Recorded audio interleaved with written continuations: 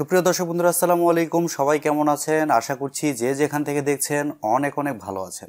দর্শক বন্ধুরা, গতকাল চাইনিজ মার্কেটে লঞ্চ হয়েছে Honor X40 GT। আর আজকের এই ভিডিওতে আমরা Honor X40 GT এই ফোনটি নিয়ে কথা বলবো। ফোনটি খুবই তাড়াতাড়ি বাংলাদেশের মার্কেটেও চলে আসবে। আর চাইনিজ মার্কেটে এই ফোনটির বেস ভেরিয়েন্টের প্রাইস রাখা হয়েছে 2099 ইয়েন। ফোনটি মূলত গেমার্সদের টার্গেট করে আনা হয়েছে। ফোনটির হাইলাইটেড বিষয় হচ্ছে ফোনে থাকছে Qualcomm Snapdragon 888 5G চিপসেট এবং এছাড়াও থাকছে 50 মেগাপিক্সেলের ক্যামেরা। আরও থাকছে ডিসপ্লেতে 144 হার্টসের refresh rate.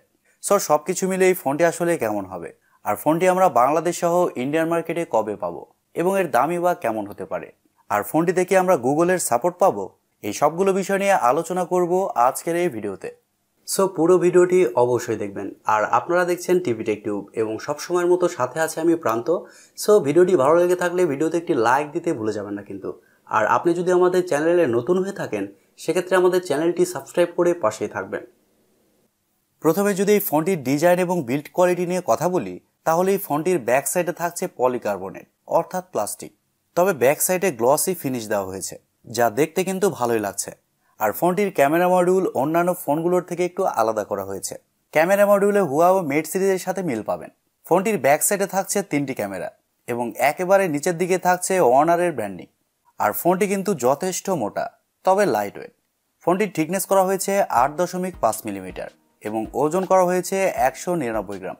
R ports and button হিসেবে এই ফোনটিতে আপনারা সব ধরনের পোর্টস অ্যান্ড বাটন পাচ্ছেন না, যেমন 3.5 মিলিমিটার হেডফোন জ্যাক এই ফোনটিতে থাকছে না।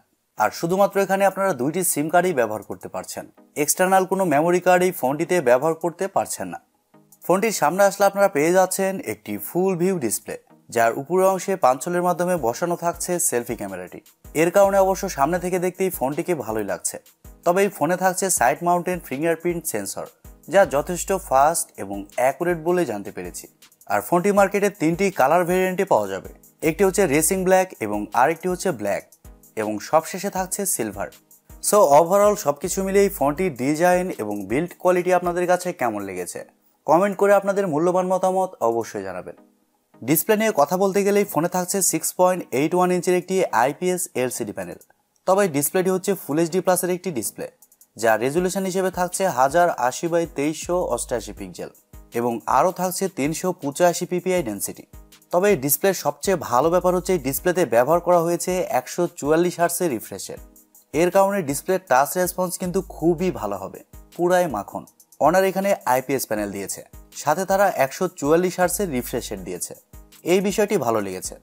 আর IPS ডিসপ্লে হলো এই ফোনটি যখন আপনি আউটডোরে ব্যবহার করবেন তখন ডিসপ্লেতে ব্রাইটনেসের ঘাটতি ফিল করবে না, ডিসপ্লেটা যথেষ্ট ব্রাইট হবে।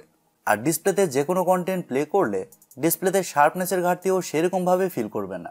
ডিসপ্লের কালার কোয়ালিটিও মোটামুটি ভালোই হবে। ওভারঅল প্রাইস পয়েন্ট অনুযায়ী অনার এখানে ভালো ডিসপ্লে প্রোভাইড করেছে। ফোনটির সফটওয়্যার এবং পারফরমেন্স নিয়ে যদি আমরা কথা বলি, তাহলে এই ফোনটিতে পারফরমেন্সের দিকেই বেশি ফোকাস করা হয়েছে। এই ফোনে থাকছে Android 12, যার ব্যাকএন্ডে থাকছে Magic UI 6.1। তবে একটা বিষয় ক্লিয়ার না করলেই না, চাইনিজ ভেরিয়েন্টের কোনো ফোনে আপনারা গুগল বা প্লে স্টোরের সাপোর্ট পাবেন না। তবে এই ফোনটি যখন গ্লোবালি লঞ্চ হবে তখন সেই ফোনগুলোতে আপনারা গুগল প্লে স্টোরের সাপোর্ট পেয়ে যাবেন, এদিক দিয়ে কোনো ধরনের সমস্যা হচ্ছে না। ফোনটিতে চিপসেট হিসেবে থাকছে Qualcomm Snapdragon 888 5G, যা একটি 5G চিপসেট। আর এই চিপসেটটি মূলত 5 ন্যানোমিটার আর্কিটেকচারে তৈরি করা একটি অক্টা-কোর প্রসেসর এবং জিপিইউ হিসেবে থাকছে Adreno 660। দর্শক বন্ধুরা, Qualcomm Snapdragon 888 এই চিপসেটটা কিন্তু খুবই পাওয়ারফুল। এই চিপসেটটি গত বছর লঞ্চ হয়েছিল। আর Adreno 660 এই জিপিইউটাও কিন্তু খুবই পাওয়ারফুল। এর কারণে যে কোনো হাই লেভেলের গেমস একেবারে হাই সেটিংসে আপনারা ইজিলি খেলতে পারবেন, সেক্ষেত্রে কোনো ল্যাগ বা ফ্রেম ড্রপ ফিল করবে না। আর এছাড়াও মাল্টিটাস্কিং সহ ভিডিও এডিটিং এর মতো কাজগুলোও খুবই স্মুথলি করতে পারবেন, এদিক দিয়েও সেরকম কোনো সমস্যা হচ্ছে না। এক কথায় বলতে গেলে গেমিং এর জন্য এই ফোনটি খুবই ভালো হবে। ফোনটি 2টি ভেরিয়েন্টে লঞ্চ হয়েছে, 8GB RAM 256GB ROM এবং 12GB RAM 256GB ROM, যার স্টোরেজ টাইপ হিসেবে থাকছে UFS 3.1 এবং র্যাম টাইপ হিসেবে থাকছে LPDDR5X। তার মানে বুঝতেই পারছেন এই ফোনটির পারফরমেন্স আসলে কতটা বেটার হবে। ফোনটির ক্যামেরা সেকশন নিয়ে কথা বলতে গেলে এই ফোনটির ব্যাক সাইডে থাকছে 3টি ক্যামেরা, যার মেইন সেন্সর হিসেবে থাকছে 50 মেগাপিক্সেলের একটি ওয়াইড সেন্সর, যা f1.8 অ্যাপারচার এবং সেকেন্ডে থাকছে 2 মেগাপিক্সেলের একটি ম্যাক্রো এবং সবশেষে থাকছে 2 মেগাপিক্সেলের একটি ডেপথ সেন্সর। আর ব্যাক ক্যামেরার ফিচার হিসেবে থাকছে এলইডি ফ্ল্যাশ, এইচডিআর, প্যানোরামা। তবে ভালো ব্যাপার হচ্ছে এই ফোনটির ব্যাক ক্যামেরা দিয়ে আপনারা সর্বোচ্চ 4K তে শ্যুট করতে পারছেন। তবে একটি কথা না বললেই না, প্রাইস পয়েন্ট অনুযায়ী ফোনটিতে একটি আলট্রা ওয়াইড সেন্সর থাকা প্রয়োজন ছিল। সেক্ষেত্রে 2 মেগাপিক্সেলের মতো সেন্সর না দিলেও ক্ষতি ছিল না। আর ফোনটিতে সেলফি ক্যামেরা হিসেবে থাকছে 16 মেগাপিক্সেলের একটি সেলফি ক্যামেরা, যা f2.5 অ্যাপারচার। তবে সেলফি ক্যামেরা দিয়ে আপনারা শুধুমাত্র 1080pতেই শ্যুট করতে পারছেন। দর্শক বন্ধুরা, প্রথমে বলেছি ফোনটি একটি পারফরমেন্স বেস ফোন। ক্যামেরার দিকে এই ফোনটিতে সেরকমভাবে নজর দেওয়া হয়নি। তারপরে এই ফোনটির ফটো কোয়ালিটি মোটামুটি ভালোই হবে। এবার আসলে আমাদের দেখার পালা, বাংলাদেশ এবং ইন্ডিয়ার ওয়েদারে এই ফোনটির ফটো কোয়ালিটি এবং ভিডিও কোয়ালিটি আসলে কতটা বেটার হয়। ফোনটিতে ওয়াইফাই, ব্লুটুথ, জিপিএস, এনএফসির মতো আরও অনেক ফিচার পেয়ে যাচ্ছেন এবং ইউএসবিতে থাকছে ইউএসবি টাইপ সি 2.0। ফোনটির ব্যাটারি এবং চার্জার নিয়ে যদি আমরা কথা বলি, তাহলে এই ফোনে থাকছে 4800 mAh এর একটি ব্যাটারি। আর ফোনটিকে চার্জ করার জন্য থাকছে 66 ওয়াটের একটি চার্জার। আর অনার বলছে চার্জারের মাধ্যমে আপনারা 35 মিনিটের মধ্যেই ফোনটিকে ফুল চার্জ করতে পারবেন, যা অবশ্যই ফোনটির একটি ভালো দিক বলবো। আর 5 ন্যানোমিটার আর্কিটেকচারযুক্ত চিপসেট থাকার কারণে ফোনটিতে আপনারা একদিনের ব্যাটারি ব্যাকআপ খুব ভালোভাবে পেয়ে যাবেন। ব্যাটারি ব্যাকআপের দিকে এই ফোনটিতে কোনো ধরনের সমস্যা হচ্ছে না। এবারে কথা হচ্ছে দেশের বাজারে এই ফোনটি কবে আসবে। দর্শক বন্ধুরা, প্রথমে বলেছি এই ফোনটি গতকালই চাইনিজ মার্কেটে লঞ্চ হয়েছে। আর আগামী 1 থেকে 1.5 মাসের মধ্যে এই ফোনটি আপনারা বাংলাদেশের মার্কেটে আনঅফিসিয়ালি দেখতে পাবেন। তবে দেশের বাজারে এই ফোনটির প্রাইস হতে পারে 34 থেকে 35 হাজার টাকা, এটা আনঅফিসিয়াল প্রাইস। আর ইন্ডিয়ান মার্কেটে এই ফোনটি আপনারা 1 থেকে 1.5 মাসের মধ্যেই পেয়ে যাবেন। তবে ইন্ডিয়ান মার্কেটে এই ফোনটির প্রাইস হতে পারে 20 থেকে 22 হাজার রুপি। আর এরকম প্রাইস পয়েন্টে এই ফোনে থাকছে ভালো প্রসেসর, মোটামুটি ভালো ডিসপ্লে এবং ডিসেন্ট ক্যামেরা সেটআপ।